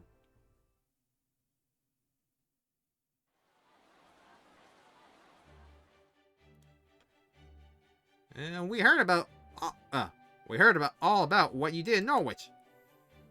Not even Morgan could defeat a Moors the size of a castle. Thank you, but I can't take all the credit for that. I could never have done it without the foreign mage, the Knight of Sheffield, and everyone else who helped us. That last battle we fought was incredible. My body felt light as a feather, but my sword hit harder than ever. With magecraft like yours, Lady Altria, we have nothing to fear from a coward like Woodrose. Thank you, but I'm afraid my magecraft doesn't last very long, so please don't get too far away from us. And if you ever start to feel tired, please retreat immediately. Could you tell us what happened, Gloucester Child Prophecy? Is it true you gave Tristan both a verbal beatdown and a physical one? She killed countless fairies for no reason, and nobody's been able to stand up to her since she's the Queen's daughter. Every fairy in Britain has been waiting for her to finally get what's coming to her. Now that you've beaten Bargus, I hope you can defeat that horrible Tam Lin next. Yes, if I get the chance. I certainly will. Besides, I'll need to face all the Tamlin sooner or later. So, when the time comes to fight Queen Morgan's daughter, I'll make sure she faces justice for everything she's done. Oh, that sounds amazing! Can't wait! You really are the undefeated king, the savior of the battlefield. 3 cheers for the Child of Prophecy! 3 cheers for Lady Altria!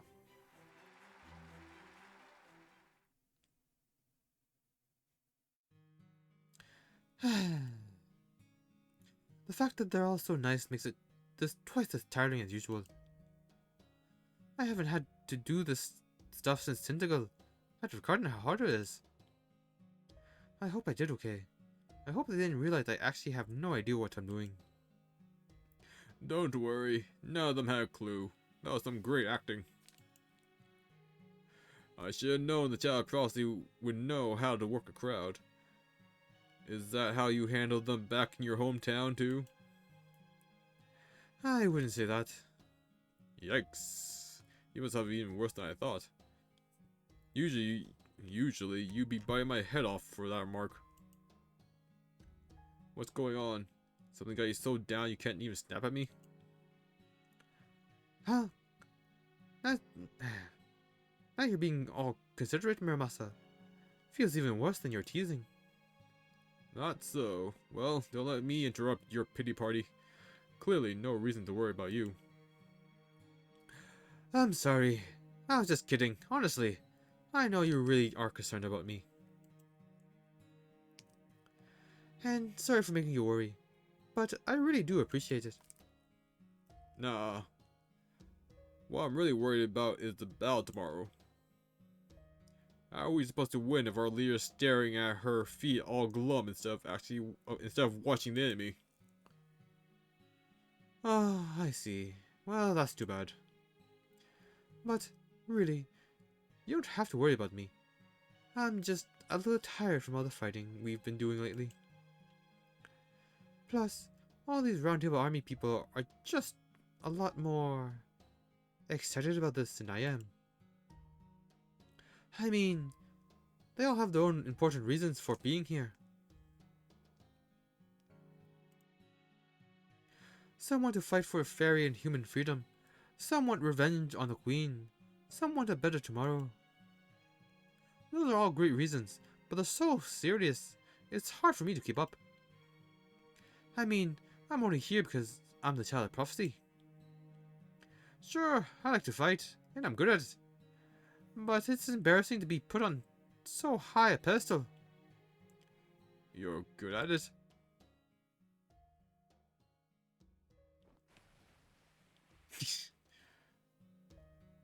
Nonsense. There's no way anyone who actually likes fighting would have wanted something like that.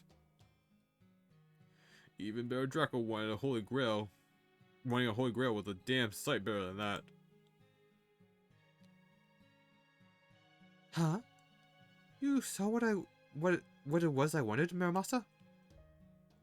Of all the things you could have desired, that was all you wanted.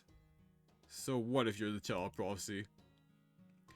If you want to act how you think everyone expects, fine. But if if nobody else is gonna say this, I will. Altria, you're not cut out for fighting. But if I quit, I would be letting everyone down, right? So it's okay. I'll be fine. I know I'm in over my head, and I still have no confidence in my ability to actually pull this off. But I'm sure I can at least figure out how to ring the bell of pilgrimage. So I'm going to keep doing my best to be a good child of prophecy.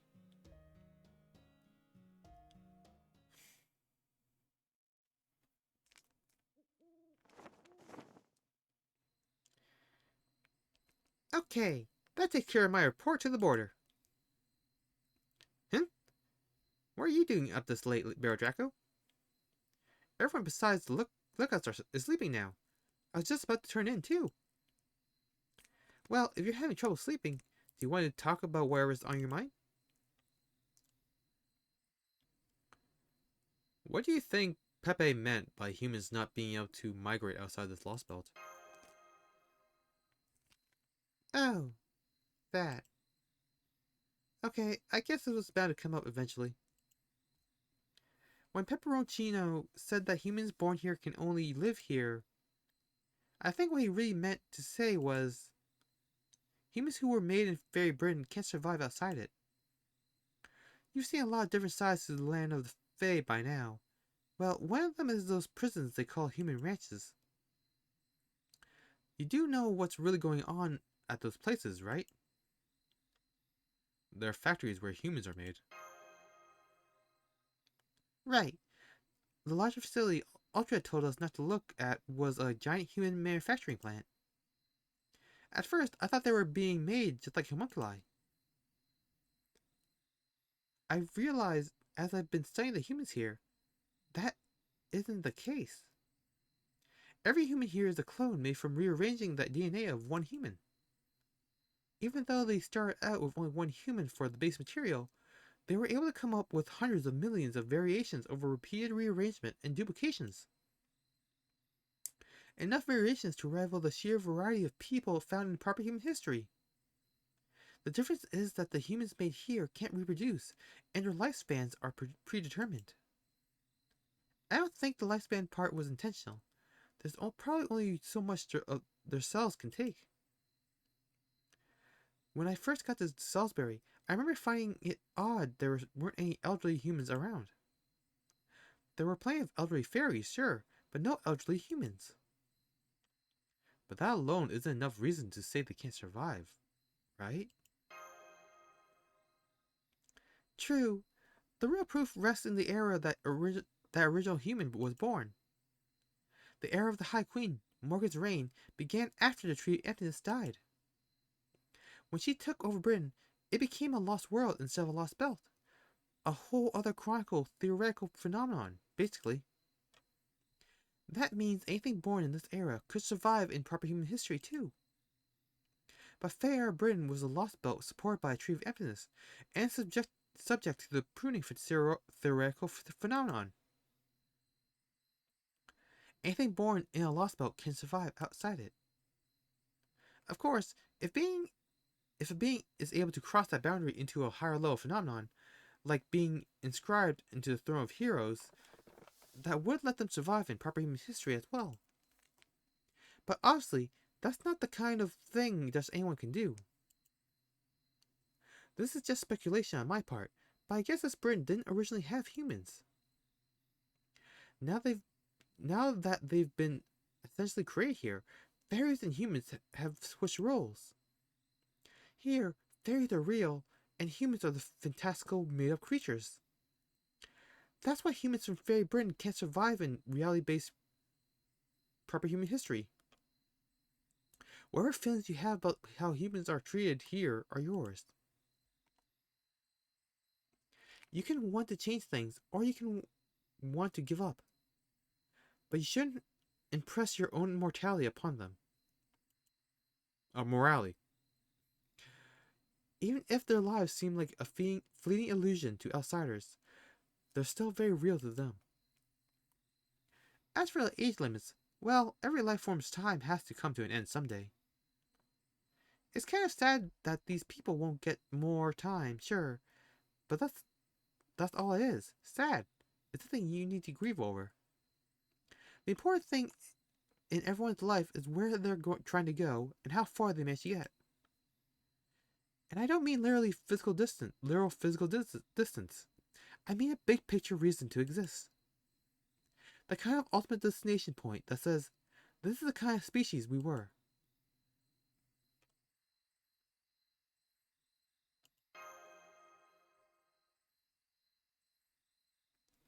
Hey now, why do you look like you're about to cry? I didn't just say it's nothing to grieve. Didn't I just say it's nothing to grieve over? Anyway, I'm more worried about the opposite situation. Humans from Fairy Britain might not be able to leave, but fairies could if they wanted to. Just like how Morgan said she was going to expand her territory. There could be fairies here who would want to come over to proper human history. And if one of them should be evil enough to be considered an evil of humanity, that could be what leads to the collapse. Right. Here. Take another look at this mural. Remember what it was called? The Abyssal Worm. In general, legends like these have been passed down in Fairy Britain are prophecy made by the Mural Clan. So there's a very good chance this mural is based on one of those very prophecies. One where 6 clans gather around to worship an enormous beast in a land with no gods.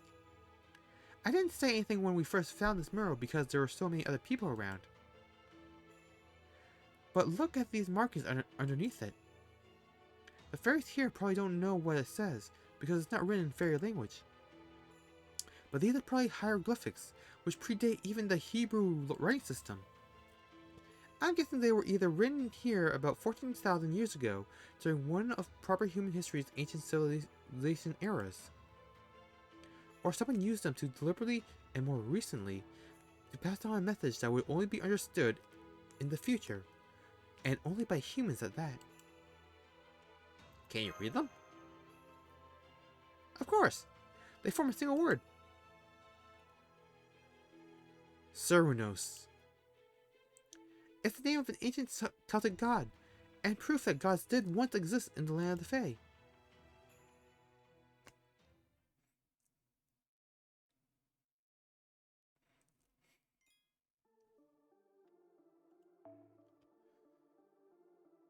Okay, I think I'm gonna call a day there.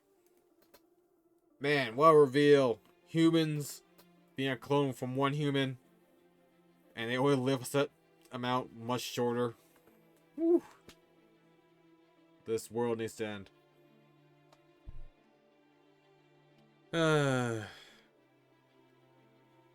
That was a really long segment, but yeah, I can't go on because I still have, but I have work tomorrow. So until then, thank you everyone who joined me today, and I will see you all next time. Bye bye.